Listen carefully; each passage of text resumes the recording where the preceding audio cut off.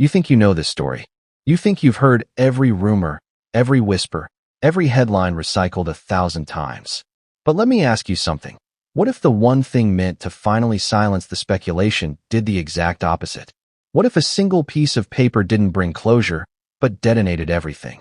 Before we continue, please hit the like button, subscribe to the channel, and turn on the notification bell for updates. Picture this. A courtroom so quiet you can hear people breathing. Cameras banned. Phones confiscated. Lawyers frozen mid-note. And at the center of it all, a man whose entire public identity has been dissected since the day he was born. A man who has spent his life under a microscope. A man who thought, at least this time, science would end the conversation. And then the results are read. And nothing goes the way anyone expected. This story is not about gossip. It's not really about royalty. And surprisingly, it's not even about DNA. Not at its core. This is a story about belief. About identity. About what happens when proof collides head-on with something far more powerful than facts. The story we tell ourselves about who we are. Here's the uncomfortable truth most people don't want to admit. DNA tests don't just reveal information. They threaten narratives. And when a narrative has been protecting someone their entire life, emotionally, psychologically, spiritually, challenging it can feel like an attack. So before you decide what you think about what allegedly happened in that courtroom, ask yourself this. If a document told you that your life story might be wrong, would you calmly accept it? Or would something inside you snap? Because according to multiple accounts, when those alleged DNA results were presented, what followed was not quiet disbelief. It wasn't a dignified disagreement. It wasn't a polite legal objection. It was something raw. Something visceral. Something no one in that room was prepared to witness. But we're getting ahead of ourselves. To understand why this moment mattered so much, why it hit with such force, we have to go back. Way back. Back to a rumor that refused to die. A rumor that lingered for decades, resurfacing every few years like an old wound being poked just to see if it still hurts. From the moment he was old enough to appear in public, comparisons began. Side-by-side photos. Zoomed-in screenshots. Comment sections filled with speculation masquerading as analysis. Some brushed it off as cruel nonsense. Others treated it like a forbidden question no one dared to ask out loud. Except they did. Over and over again. And here's the thing that made it worse. Silence.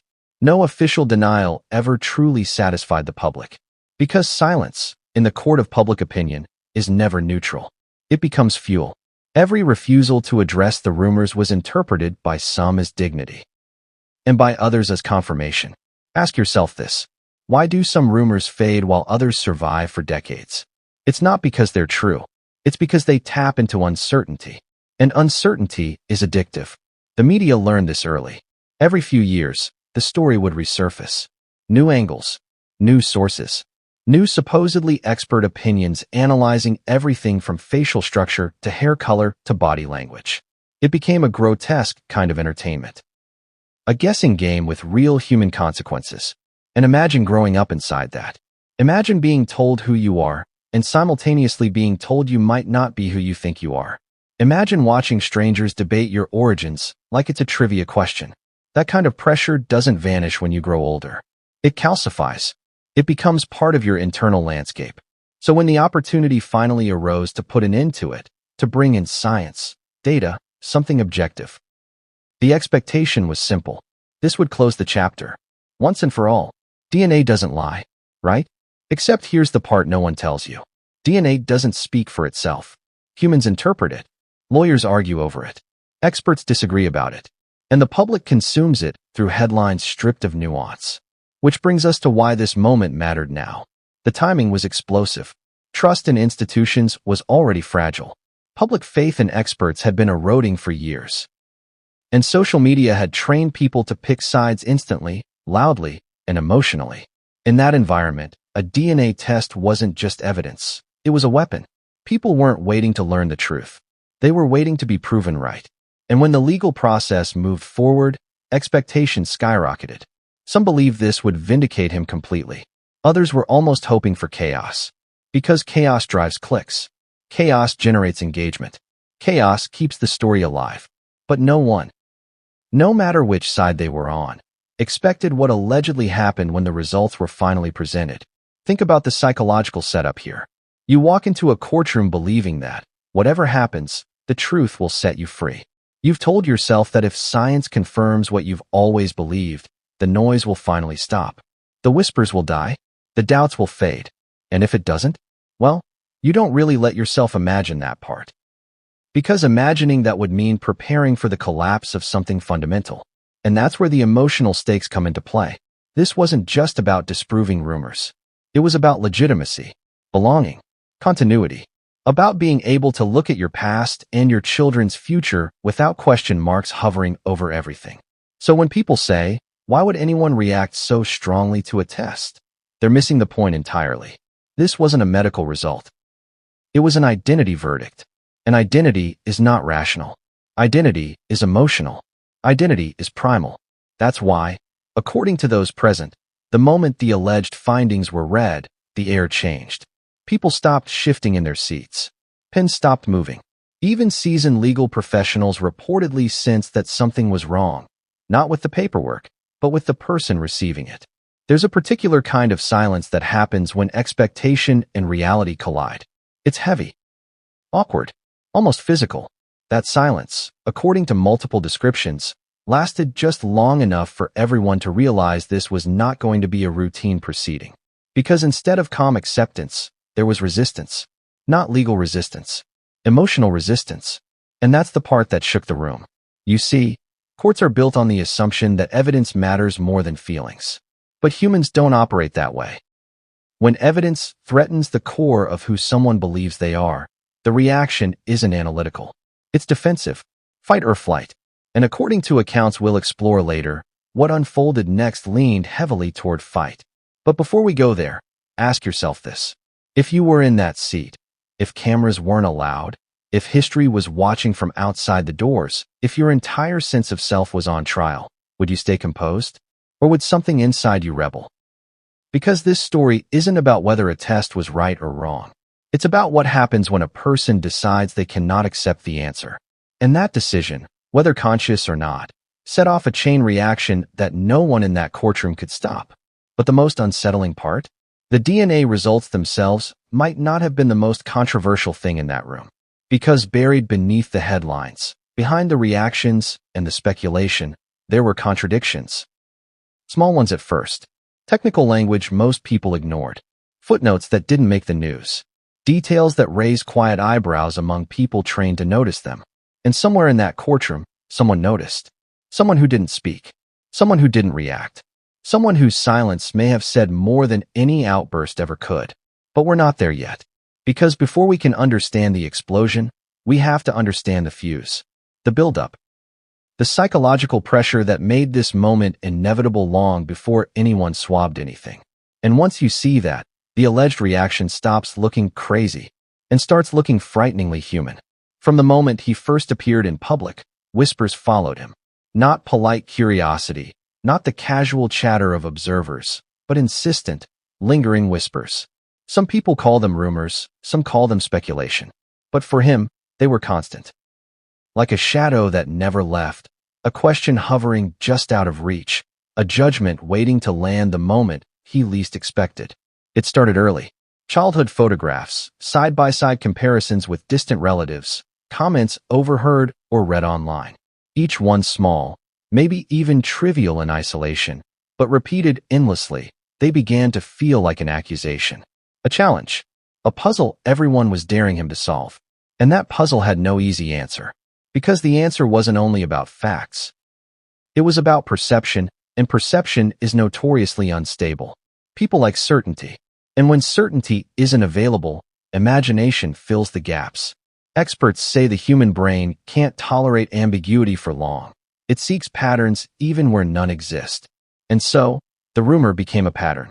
Every faint resemblance, every coincidence, every odd coincidence in behavior or mannerism, suddenly evidence. And the public consumed it ravenously. What made this rumor survive when countless others fade away? For starters, it was sticky. Stickiness comes from three ingredients: controversy, ambiguity, and repetition. And this one had all three in abundance. Every few years, a new article would resurrect the question. Social media would fan the flames. Memes circulated like wildfire. Talk shows debated it. Headlines implied it without ever stating it outright. Even casual viewers began to believe the story before examining any evidence. Imagine growing up under that kind of scrutiny. Imagine being aware that strangers were constantly dissecting your face, your gestures, even the shape of your jaw. Imagine realizing that no matter how many accomplishments you accumulate, how many charitable acts you perform, how many times you show loyalty to family or country, this shadow follows, indifferent to facts. It wasn't just public curiosity. It was invasive, relentless, personal. And the worst part? It could never be fully addressed. Silence became a weapon. Each refusal to comment, each official statement carefully worded, each polite avoidance, was interpreted in different ways. To some, it was dignity. To others, proof. And once a narrative takes hold in the public imagination, it is almost impossible to erase. But here's the thing about rumors. They rarely exist in isolation. They gain momentum when institutions, media outlets, and even family structures interact with them. Each edition of expert opinion or source close to the family layered the rumor with credibility, however thin. And credibility, no matter how tenuous, is addictive. People want to believe they are discovering the truth, even when it is manufactured. For him, the rumor wasn't just an annoyance, it became a threat. Threats have a way of shaping behavior. They affect choices, relationships, mental health. What would it mean for him if the rumor were accepted as fact by enough people? Would it change the way the public treated him? Would it affect his children, his legacy, his identity? And if the rumor was false, would the effort to prove it wrong ever be enough? This is why, when the chance finally arose to introduce objective evidence, a DNA test that promised clarity, the stakes were so high. The rumor had survived for decades. It had thrived on ambiguity. And the court, the lawyers, the media, and the public were all anticipating closure. Some were hoping for vindication. Some were expecting chaos. Everyone wanted a resolution. But the resolution that arrived was anything but simple. Because rumors do more than linger. They evolve. They take on new life in the retelling, morphing to fit contemporary anxieties and prejudices. Social media accelerated this process, turning speculation into a global spectacle. And once a rumor reaches that level, facts alone can't dispel it. Logic and proof can even intensify it. Humans have a tendency to reject information that threatens a deeply held belief, a phenomenon psychologists call cognitive dissonance. The stronger the attachment to the original narrative, the more violently contradictory evidence is resisted. So the question is, how do you confront something that is both everywhere and nowhere? How do you prove yourself when the standard of proof keeps changing, shifting like sand underfoot? How do you protect an identity that has been dissected, discussed, and doubted your entire life? This is the psychological battleground that set the stage for what happened in the courtroom.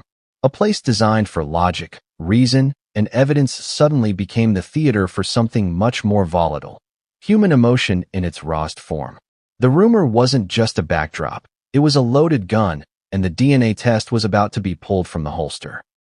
But before we get to that moment, we need to understand how the rumor gained its legs in the first place. What forces made it unstoppable? What mechanisms ensured it would survive decades of scrutiny, official statements, denials, and attempts to ignore it? First, there is repetition. Human attention spans are short, but repeated exposure creates familiarity. Repetition turns uncertainty into perceived truth. Every article, every blog post, every passing reference reinforced the idea that this rumor had validity, regardless of its factual basis. Second, ambiguity. If something is unclear, the mind fills in the gaps. Ambiguity invites interpretation, speculation, and embellishment. And when ambiguity intersects with celebrity, royalty, and wealth, it creates an irresistible allure. People want to uncover what is hidden, even if there is nothing hidden at all. Third, controversy. Nothing fuels attention like conflict. Every disagreement, every subtle contradiction in statements, every unexplained event was magnified, dissected, and sensationalized. The rumor didn't need to be true to generate drama. It only needed to provoke. And provoke it did.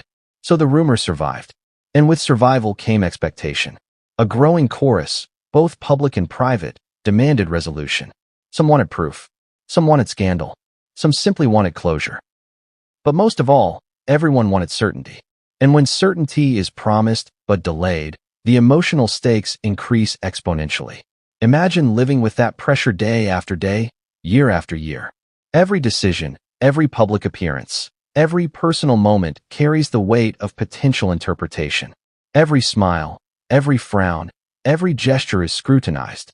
And while many learn to cope with public life, the persistent, never-ending whisper of doubt can erode even the strongest foundation. And that is why the DNA test was so significant. Not because it was new, not because it was groundbreaking, not because it was infallible, but because it offered the possibility of finally closing the story, ending the speculation, offering clarity to a lifetime of uncertainty. Yet, paradoxically, the very thing designed to resolve the rumor contained the potential for destruction. Evidence, by its nature, challenges belief. And when belief is tied to identity, the challenge can be destabilizing, even catastrophic. This is where the first crack appeared. Before the court, before the cameras, before the public, the psychological groundwork had already been laid. The rumor, long alive, had set the stage. And when the evidence arrived, the emotional response would not be calm, rational, or predictable, because this story is not about the rumor itself. It's about how rumor shapes perception, influences behavior, and ultimately defines reality in the eyes of those who must live with it. And when perception clashes with evidence, chaos is not just likely, it's inevitable.